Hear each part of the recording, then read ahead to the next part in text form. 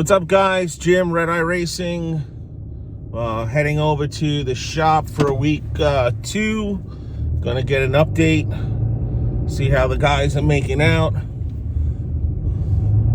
I'm trying to post as many pictures as I can get when they send them to me. A couple of things before we get to the build. Just to remind you all that the Modern Street Hemi Shootout is March 26th through the 28th. It's in Orlando. That is the event that we are desperately trying to make, and I'm sure that we are going to make it.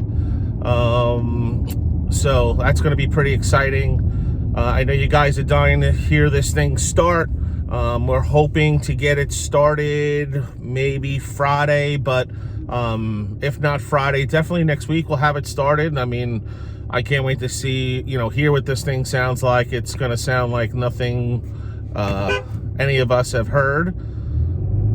A couple other things. So I want you guys to leave in the comments if there's anything that you guys would like me to share, or you have questions or anything that you want to know, maybe about me or anything. Feel free to comment below. Don't forget, if you like my video, please subscribe. I think we're getting close to 3,000 subscribers, so we're going to get up there. I think once racing starts and we get our videos and us breaking some records, I think this YouTube channel is going to take off. But I am going to have so much content coming up with every race that we go to. We pretty much have a race every single month.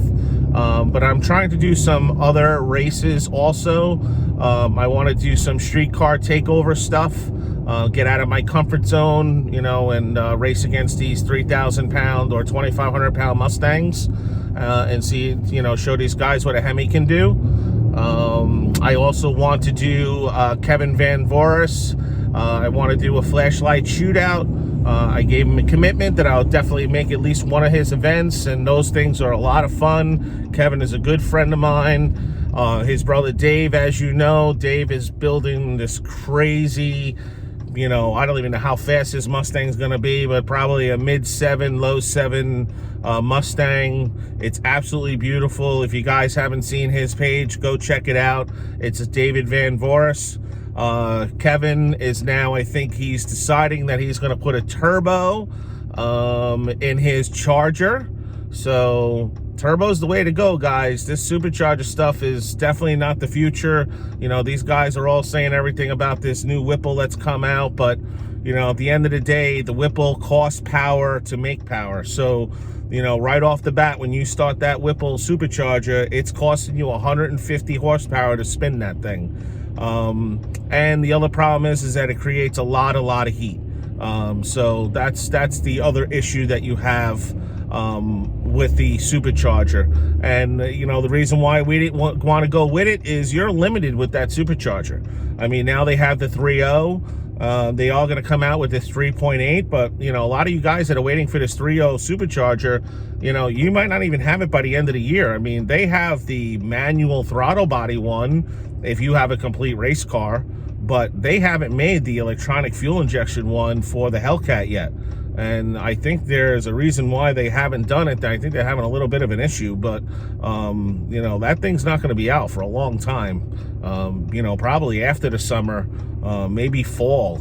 Forget about the 3.8. That's going to be next year. But me personally, for me, I think the turbos is the future. The turbo's the way to go. You have unlimited power. You have unlimited tunability. You can gradually ramp those things in to adapt it to certain, conditions that you're going to be at the racetrack.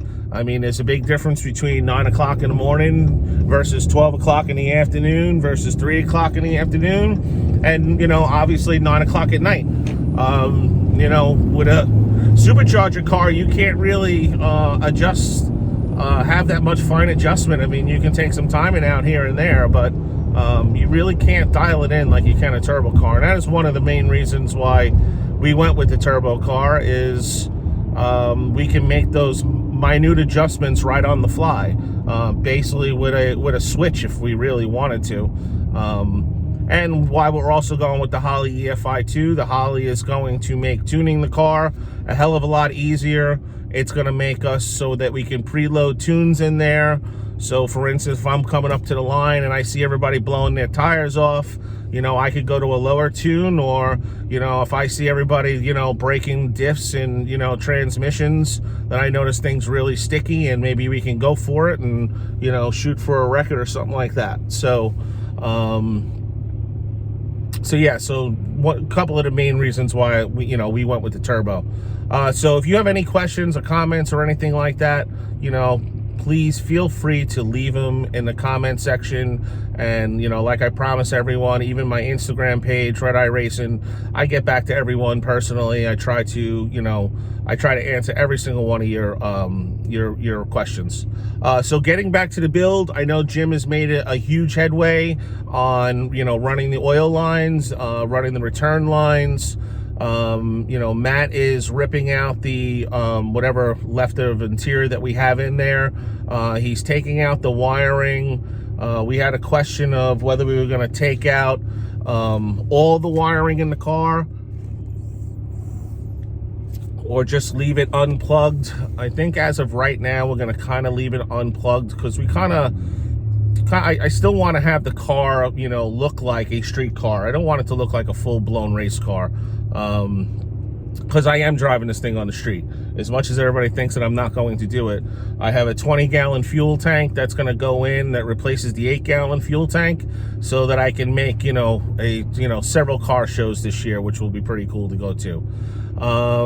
So yeah, so on top of the flashlight shootout, we're going to make some street car takeover stuff.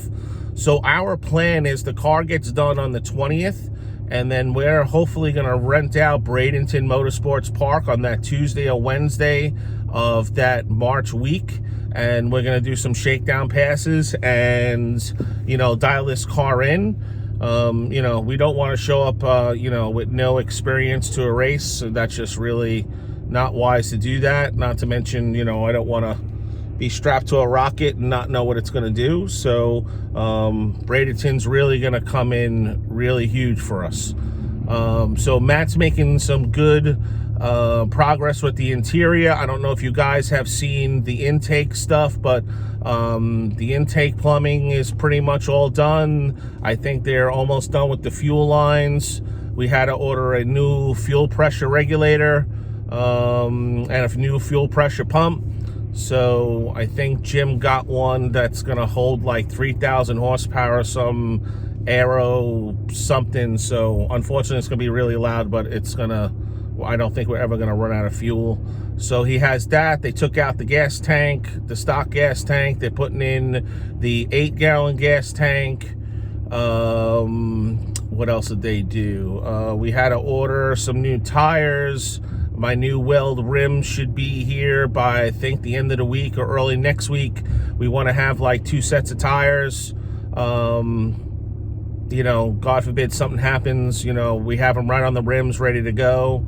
And then I also want to do some other events. I was talking to Gary, maybe do some of the Yellow Jacket stuff. You know, I would like to, I was watching the lights out kind of thing, and I think if we can get our car sub 5 in the quarter, I think that we could be somewhat competitive, maybe in the 235 radial class.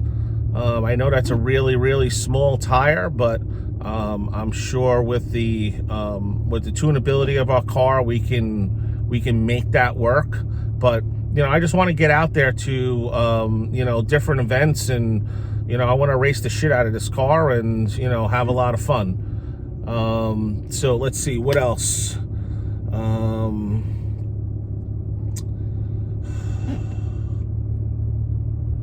AJ called me about the Holley yesterday. We're getting the Terminator, I believe, or the Dominator. I think the transmission is back in. I believe that the drive shaft is back in. The drive shaft loop is back in. Oh, we have to put the holes in the bumper for the turbos. I don't know if Jim has that done yet, but I'm on my way to the shop right now, so I will have a video in a little while, and we'll go over everything that is done. And I appreciate you guys watching, and I'll talk to you guys soon.